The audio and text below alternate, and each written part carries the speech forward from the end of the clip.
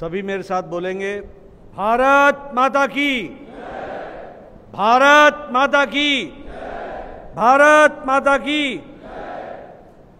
आज के इस चुनावी सभा में मंच पर विराजमान मेरे साथ महाराष्ट्र सरकार में मंत्री श्री गुलाबराव पाटिल जी, हमारे बहुत ही लोकप्रिय और यशस्वी हमारे प्रत्याशी श्री प्रतापराव जाधव जी, हमारे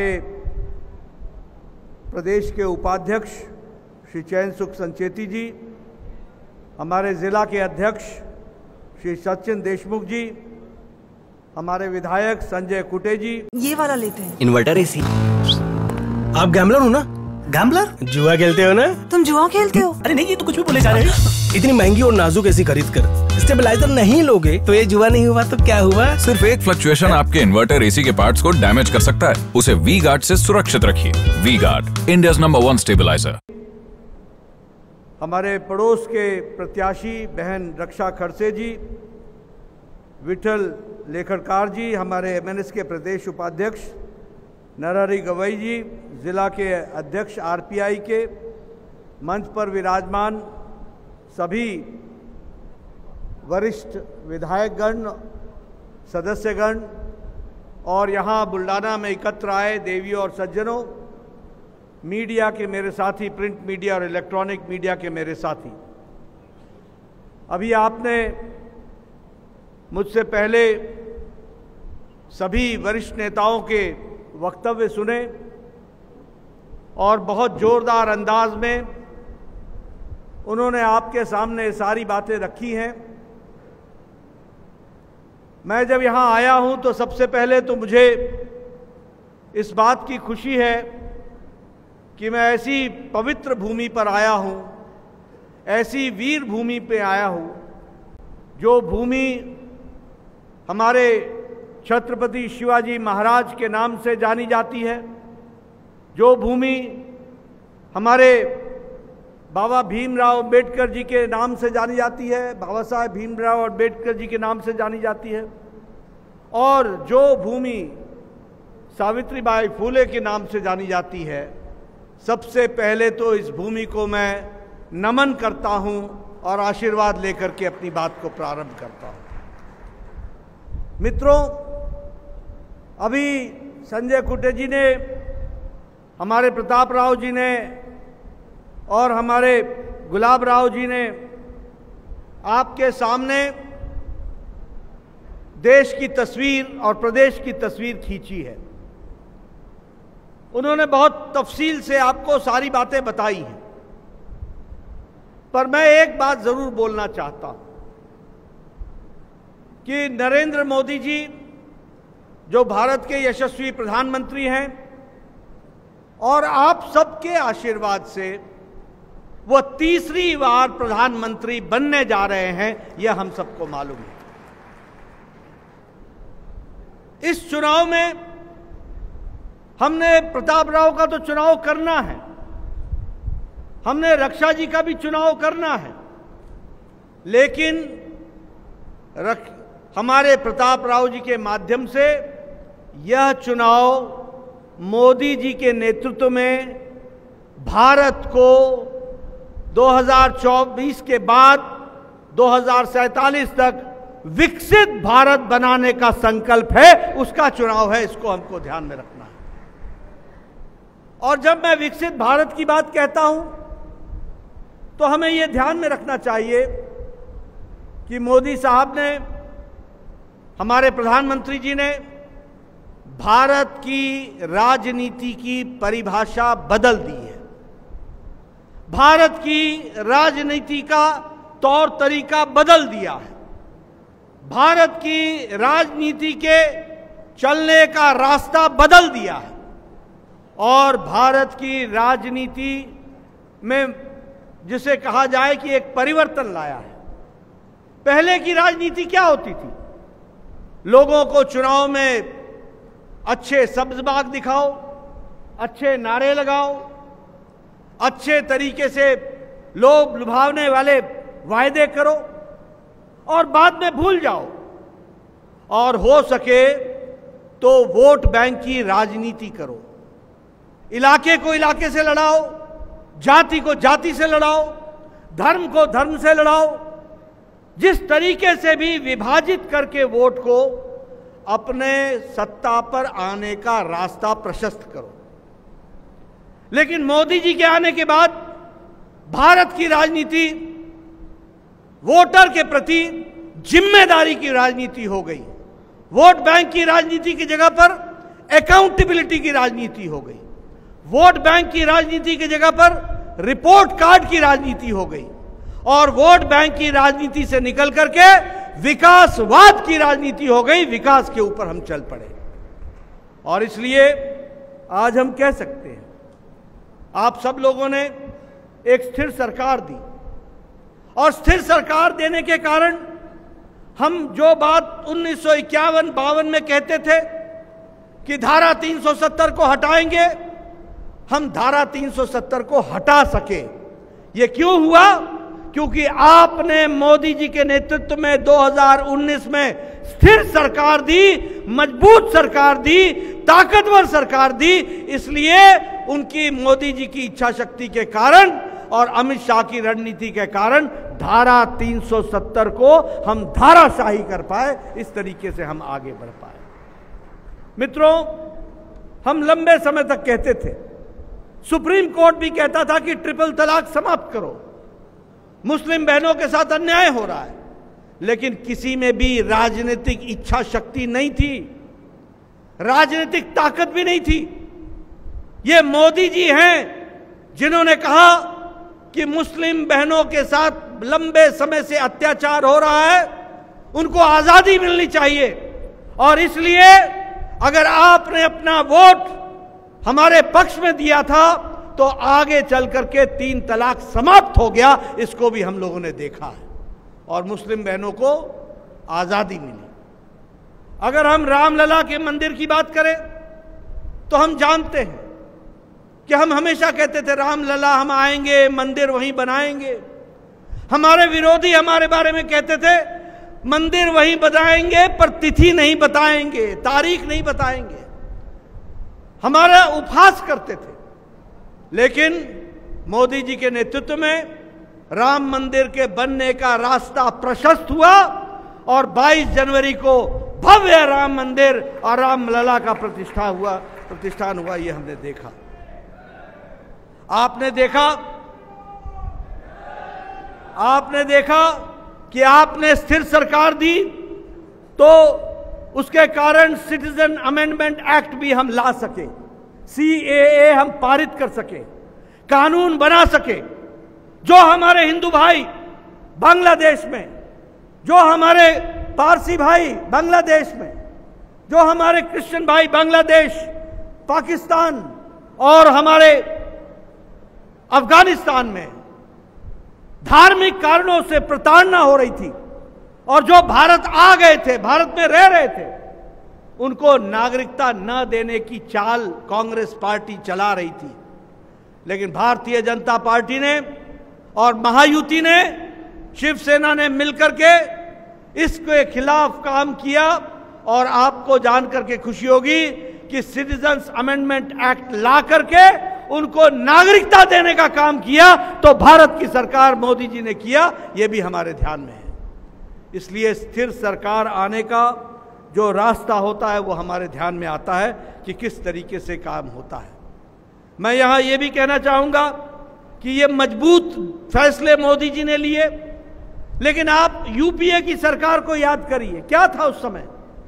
भ्रष्टाचार करो, परिवारवाद बढ़ाओ, मलाई खाओ, मौज उड़ाओ और जनता को भूल जाओ।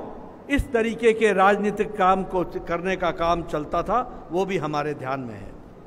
आज हम यहां बैठे हैं, अभी हमारे को संजय कुटे जी ने बताया कि नेशनल हाईवे बन रहे हैं। मैं हाईवेज पर तो बाद में आऊंगा, लेकिन मैं सबसे पहले आपको बताना चाहता हूं कि मोदी जी के राज में गांव, गरीब, वंचित, पीड़ित, शोषित, दलित, युवा, महिला, किसान, इनको किसी ने अगर आवाज और ताकत दी तो नरेंद्र मोदी जी की सरकार ने दी। इस बात को भी हमको ध्यान में रखना चाहिए। आप देखिए, मैं सिर्फ कहने के लिए नहीं कह रहा हूं, आप देखिए ये प्रधानमंत्री गरीब कल्याण अन्न योजना, कभी आपने सोचा था कि भारत की जनता को, 80 करोड़ की जनता को भारत सरकार 5 किलो गेहूं या 5 किलो चावल और 1 किलो दाल हर महीने देगी? और कितनों को देगी? 80 करोड़ को। और आपको जानकर के खुशी होगी कि 90 लाख लोग महाराष्ट्र के हैं और 3.5 लाख लोग वो इस जिले के हैं जिनको प्रधानमंत्री गरीब कल्याण अन्न योजना में अन्न मिल रहा है। इसके कारण क्या हुआ?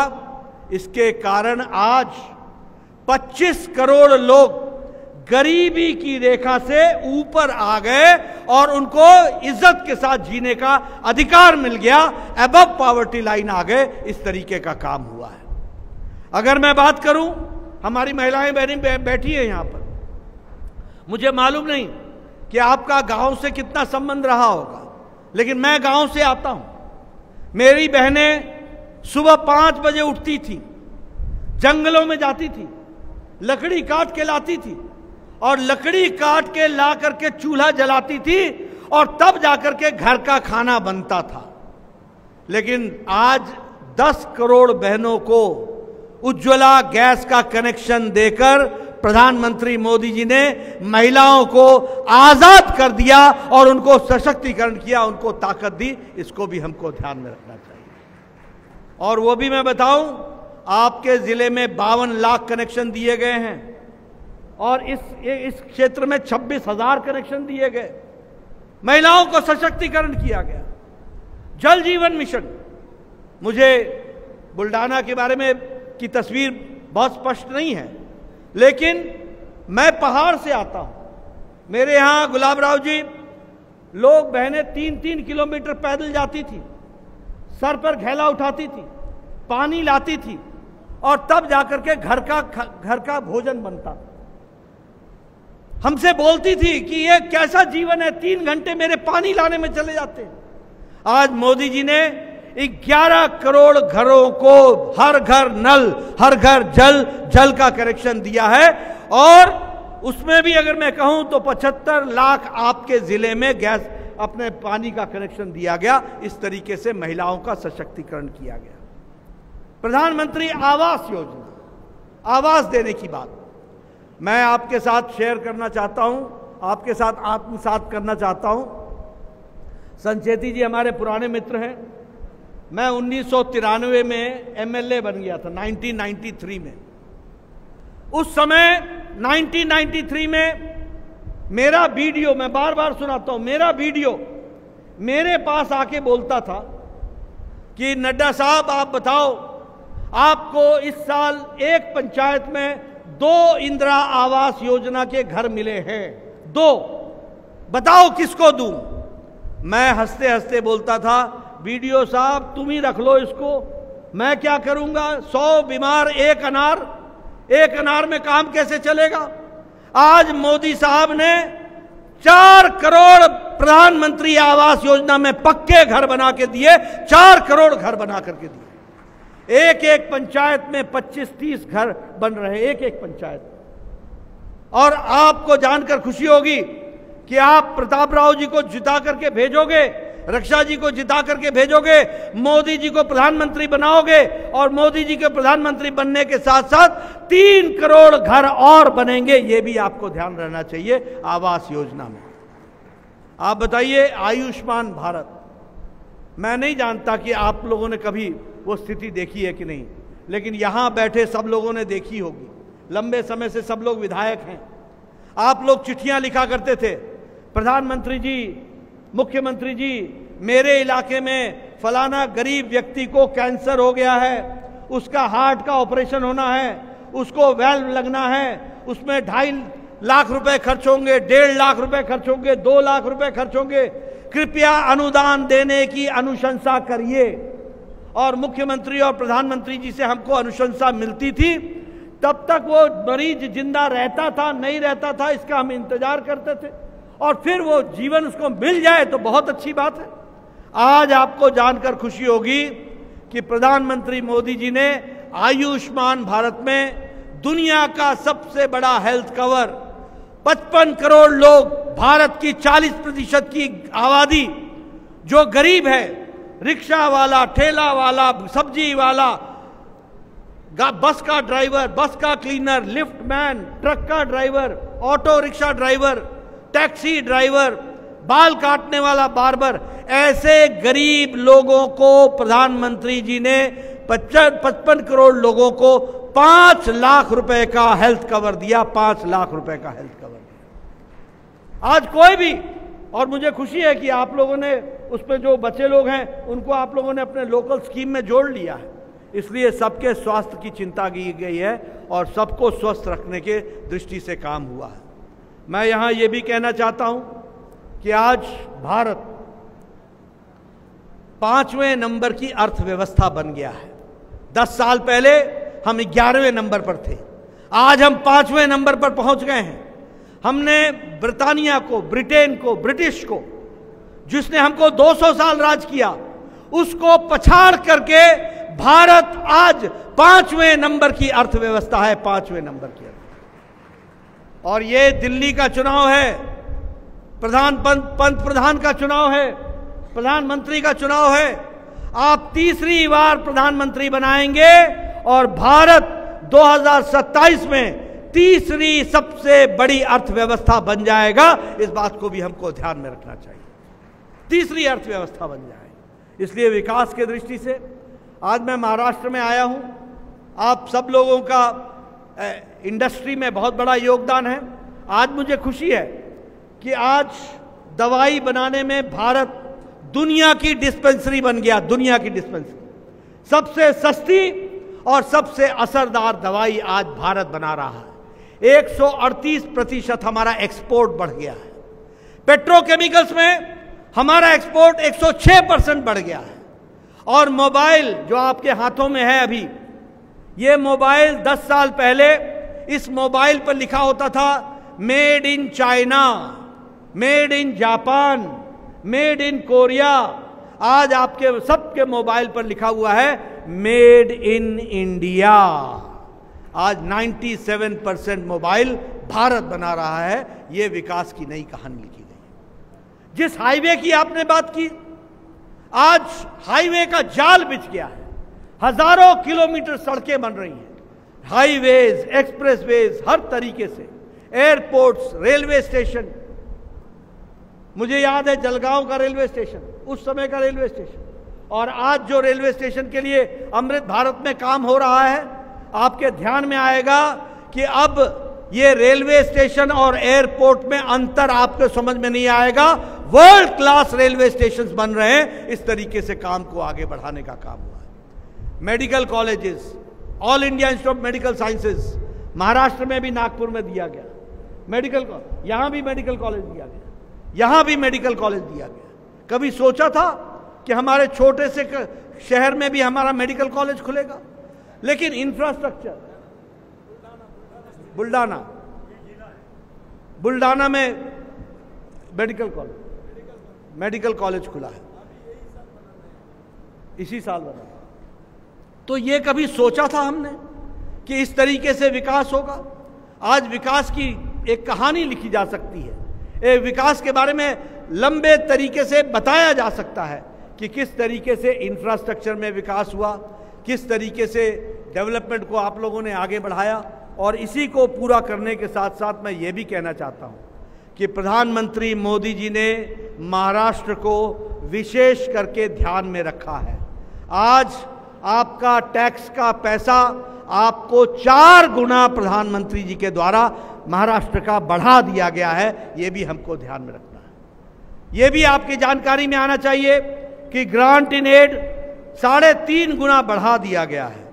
और जब मैं नेशनल हाईवेज की कंस्ट्रक्शन की बात बता रहा था तो 13,000 किलोमीटर की सड़कें यहां पर बनी हैं। 6 वंदे भारत ट्रेन चल रही हैं। अटल सेतु में 18,000 करोड़ रुपए खर्च हुए हैं। और उसी तरीके से सूरत से नासिक तक, अहमदाबाद, सोलापुर, इसका इम्प्लीमेंटेशन हो रहा है, सड़क का, कॉरिडोर का। और इसी तरीके से मेट्रो सर्विसेज को भी आगे बढ़ाने का काम किया गया है। मित्रों, विकास की नई नई कहानी लिखने का काम प्रधानमंत्री जी ने किया है। और मैं यहाँ पर जब आया हूँ तो मैं प्रताप राव जी के बारे में भी बोलना चाहूँगा। प्रताप राव जी ने विकास के लिए सामाजिक स्तर पर हर दृष्टि से काम किया है। आपके विकास के लिए दिन रात जुटे रहे हैं और इसके साथ साथ यहाँ का आर्थिक विकास हो, इसके लिए भी पूरी ताकत लगाई है। और इसलिए मैं आपसे निवेदन करने आया हूँ कि आप 26 तारीख को तीर के निशान पर महायुति के कैंडिडेट प्रताप राव जाधव जी को फिर से चुनाव जिता करके भेजें, ये आपसे मैं निवेदन करने आया हूं। मैं इसके साथ साथ ये भी आपको बताना चाहता हूं, एक तरफ आपको विकास की कहानी मैंने प्रधानमंत्री मोदी जी की बताई, एक तरफ आपको राजनीति का परिवर्तन मैंने आपको बताया, लेकिन हमारा विपक्ष किसके साथ है, हमारा विपक्ष कौन है, वो भी आपको जानना चाहिए। एक तरफ प्रधानमंत्री मोदी जी हैं जो विकास और विकास के साथ देश को आगे ले जाने के लिए लगे हैं। दूसरी ओर ये जो महाअघाड़ी गठबंधन है, ये जो इंडी अलायंस है, ये जो घमंडिया अलायंस है, ये अलायंस दो बातों का है, ये गठबंधन दो बातों का है। एक गठबंधन है परिवार बचाओ, परिवार को बचाना, परिवार की राजनीति करना। दूसरा, भ्रष्टाचारियों को बचाओ। एक तरफ मोदी जी हैं जो बोलते हैं कि भ्रष्टाचार हटाओ, और वो कहते हैं लाल किले से कि मैं भ्रष्टाचार के खिलाफ मुहिम चलाऊंगा और भ्रष्टाचारियों को कानून के हवाले करके जेल में डालूंगा, ये मोदी जी कहते हैं। और दूसरी ओर इंडी अलायंस इन सब भ्रष्टाचारियों को बचाने का काम चला रहा है। आप बताइए, भ्रष्टाचार मिटाना है ना? जरा जोर से बोलिए, भ्रष्टाचार मिटाना है ना? भ्रष्टाचार हटाना है ना? और वो बोलते हैं भ्रष्टाचारियों को बचाना है। मैं आपको बताता हूं, आप बताइए, ये कोयला घोटाला कांग्रेस ने किया था कि नहीं किया था? जरा जोर से बोलो भाई, कोयला घोटाला किया था कि नहीं किया था? आप बताइए, पनडुब्बी घोटाला किया था कि नहीं किया था? आप बताइए, ऑगस्टा वेस्टलैंड का घोटाला किया था कि नहीं किया था? आप बताइए, 2G 3G का घोटाला किया था कि नहीं किया था? आप बताइए, कॉमनवेल्थ गेम्स का घोटाला किया था कि नहीं किया था? आप बताइए, ये अखिलेश ने अखिलेश मतलब समाजवादी पार्टी, इसने गोमती रिवर फ्रंट का घोटाला किया कि नहीं किया? लैपटॉप का घोटाला किया कि नहीं किया? फूड ग्रेन का घोटाला किया कि नहीं किया? आप बताइए, लालू और लालू के सारे परिवार ने चारा घोटाला किया कि नहीं किया? आप बताइए, लालू के परिवार ने जमीन के बदले नौकरी का घोटाला किया कि नहीं किया? आप बताइए, लालू के परिवार ने अलकतरा घोटाला किया कि नहीं किया? आप बताइए, ये जो डीएमके के नेता हैं, ये इन लोगों ने घोटाला किया कि नहीं किया, बालू का घोटाला? आप बताइए, स्टालिन की आमदनी 1.34 करोड़ लाख रुपए है कि नहीं है? है कि नहीं है? आप बताइए, ये टीएमसी के नेताओं ने और टीएमसी के मंत्रियों ने ये टीचर भर्ती का घोटाला किया कि नहीं किया? आप देखिए, ये सब घोटालेबाज, ये सब एक साथ इकट्ठे आए हैं। आप देखिए, मैं आपसे पूछता हूं, राहुल गांधी बेल पर है कि नहीं है? बताओ भैया, राहुल गांधी बेल पर है कि नहीं है? आप बताओ, सोनिया गांधी जी बेल पर है कि नहीं है? आप बताइए, पी चिदम्बरम बेल पर है कि नहीं है? आप बताइए, ये कार्तिक चिदम्बरम बेल पर है कि नहीं है? आप बताइए, आजम खान बेल पर है कि नहीं है? आप बताइए, ये हमारे ये टीएमसी के नेता बेल पर है कि नहीं है? डीएमके के नेता बेल पर है कि नहीं है? ये सब बेल पर हैं। या तो आप बताइए, ये मनीष सिसोदिया जेल में है कि नहीं है, अरविंद केजरीवाल जेल में है कि नहीं है, सत्येंद्र जैन जेल में है कि नहीं है, आजम खान जेल में है कि नहीं है। ये या तो जेल में है या बेल पर है। ये सारे भ्रष्टाचारी एक साथ एकत्र आए और ये सब परिवार की पार्टियां हैं और हम सब लोग साधारण घरों से आए हुए लोग आज राजनीति में आए हुए हैं और आपके आशीर्वाद से आपकी सेवा करते हुए, देश की सेवा करते हुए आगे बढ़ रहे हैं। इस बात को हमको ध्यान में रखना चाहिए और इसीलिए मैं निवेदन करना चाहता हूं, आपको परिवार की पार्टी का भारत का नक्शा दिखा दूं। बताओ, फारूक अब्दुल्ला परिवार की पार्टी है कि नहीं है? फारूक अब्दुल्ला, उमर अब्दुल्ला परिवार की पार्टी है कि नहीं है? महबूबा मुफ्ती परिवार की पार्टी है कि नहीं है? सुखबीर बादल परिवार की पार्टी है कि नहीं है? चौटाला परिवार की पार्टी है कि नहीं है? समाजवादी पार्टी अखिलेश डिंपल परिवार की पार्टी है कि नहीं है? लालू, राबड़ी, तेजस्वी, तेज प्रताप परिवार की पार्टी है कि नहीं है? आप बताओ, ममता, अभिषेक परिवार की पार्टी है कि नहीं है? आप बताओ, केसीआर, कविता, केटीआर परिवार की पार्टी है कि नहीं है? करुणानिधि, उदयनिधि, स्टालिन परिवार की पार्टी है कि नहीं है? आप बताइए, शरद पवार, सुप्रिया सुले परिवार की पार्टी है कि नहीं है? आप बताइए, उद्धव ठाकरे, आदित्य ठाकरे परिवार की पार्टी बन गई कि नहीं? ये सारी परिवार की पार्टियां परिवार के लिए बचाने में लगी हैं। मैं मेरा बेटा, बाकी सबकी छुट्टी, बाकी सब रहो जहां है। मित्रों, ये लड़ाई मोदी जी के नेतृत्व में भारत के विकास की लड़ाई है। ये लड़ाई भारत को आगे ले जाने की लड़ाई है और दूसरी ओर वो गठबंधन है, वो घमंडिया गठबंधन है जो भ्रष्टाचार से पूरी तरीके से लिप्त है और परिवार को बचाने में लगा हुआ है। इसलिए आपको तय करना है और मेरे को पूरा विश्वास है कि यहां की जनता, बुल्डाना की जनता, सब लोग मिलकर के तीर का ध्यान रखेंगे और प्रताप राव यादव जी को चुनाव जिता करके भेजेंगे और फिर से मोदी जी को तीसरी बार प्रधानमंत्री बनाकर भारत को आगे ले जाएंगे। इन्हीं शब्दों के लिए बहुत बहुत धन्यवाद।